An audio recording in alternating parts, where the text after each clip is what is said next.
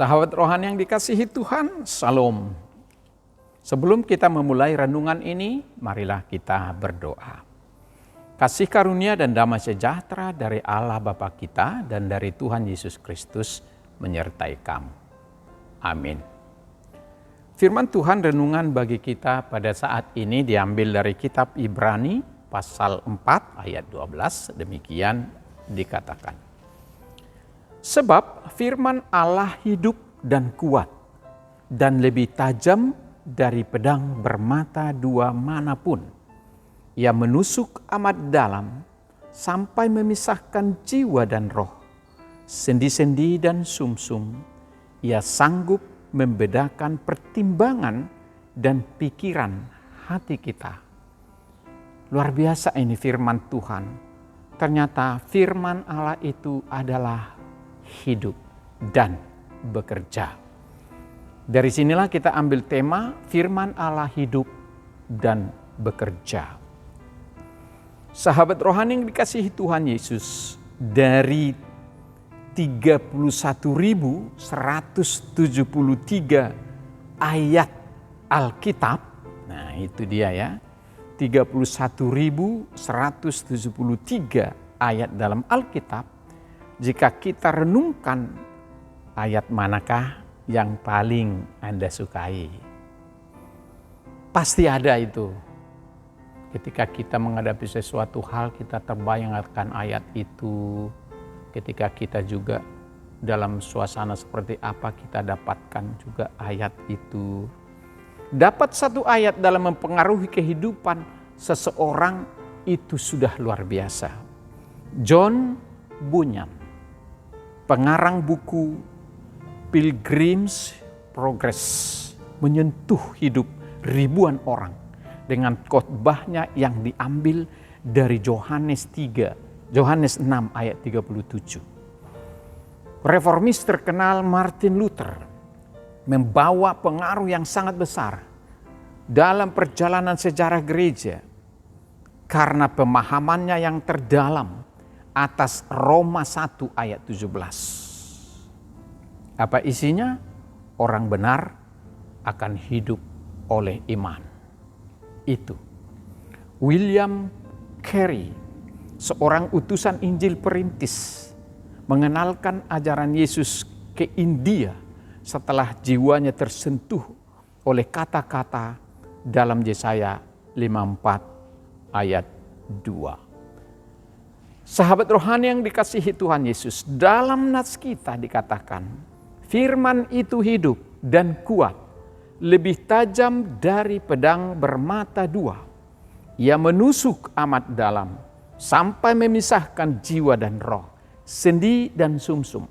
Ia sanggup membedakan pertimbangan dan pikiran hati kita. Ibrani 4 ayat 12, perhatikan itu. Ibrani 4 ayat 12. Bayangkan ada seorang pria yang hidupnya tampak sempurna. Di lingkungannya ia dikenal ramah, dermawan, mengasihi. Namun di dalam hatinya ia sering merasa sombong, membenci dan merasa lebih baik dari orang lain. Suatu hari ia mendengar khotbah tentang kasih orang Farisi dan pemungut cukai yang berdoa di bait Allah. Orang Farisi berdoa dengan kesombongannya, memamerkan pelayanannya dan kebaikannya kepada Tuhan. Sedangkan pemungut cukai berdoa dengan rendah hati, menyadari dosanya, menyesalinya, dan memohon belas kasih Allah. Akhirnya, apa yang terjadi saudara-saudara? Allah membenarkan pemungut cukai yang merendahkan hati dalam berdoa kepada Tuhan. Saat nats dibacakan, pria itu merasa seolah ayat itu menusuk dalam dadanya dan menyingkapkan kesombongannya. Ia akhirnya sadar bahwa motivasinya selama ini di dalam melayani dan berbuat kebaikan bukan karena kasih, melainkan untuk status dirinya untuk dipuji orang. Sahabat rohani yang dikasihi Tuhan Yesus Kristus, pernahkah kita mengalami hal yang sama Ketika membaca dan mendengarkan firman Tuhan, firman itu memisahkan jiwa dan roh kita, menembus sendi dan sumsum kita, menusuk sampai hati terdalam kita, menembus ke dalam lapisan batin kita yang paling dalam, tempat di mana kita menyimpan niat asli di dalam diri kita. Firman itu tidak hanya dibaca, tetapi harus dirasakan manfaatnya, hidup, dan bisa mengubah hati pikiran kita bekerja, menunjukkan hal-hal yang tidak terlihat. Kesombongan, kebohongan kita diungkap oleh kata firman itu sendiri, maka mengarahkan kita untuk bertransformasi, berubah untuk menjadi lebih baik. Itu bukan hanya pekerjaan pemberita Injil, tapi pekerjaan Roh yang bekerja melalui firman itu sendiri. Firman itu sendiri akan bekerja menembus semua tembok yang kita bangun dalam diri kita, agar kita tidak diketahui orang sebagaimana aslinya. Seorang jurnalis bernama Malcolm McGrady berkata bahwa Alkitab adalah buku yang dapat bukan hanya kita baca, tapi membaca kita. Alkitab bisa membaca diri kita. Alkitab satu-satunya buku yang mampu menjawab pertanyaan-pertanyaan besar seperti siapa saya, mengapa saya, dan apa ada Allah. Apakah hidup ini punya arti dan tujuan? Setiap halaman kitab suci membawa kita untuk berhadapan langsung dengan diri kita sendiri. Berhadapan dengan Allah dan dengan segala rancangan Tuhan yang agung dalam hidup kita.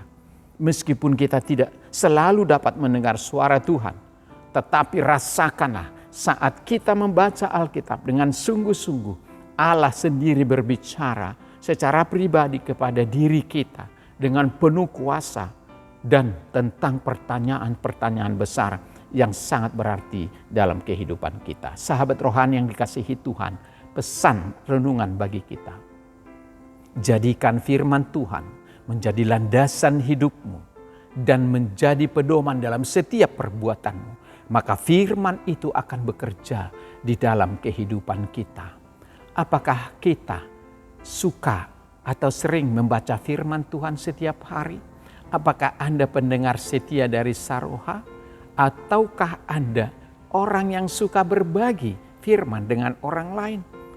Kesibukan terkadang membuat kita mengabaikan firman Tuhan. Ibaratnya kalau kita ada kebiasaan membaca, kadang ya udah yang penting kita baca aja lah karena kita sibuk lain segala. Pikiran kita kemana-mana. Ketika kita berjalan kita baca, kadang-kadang renungan kita dengar, tapi hati kita kemana-mana. Tidak ada artinya itu semua.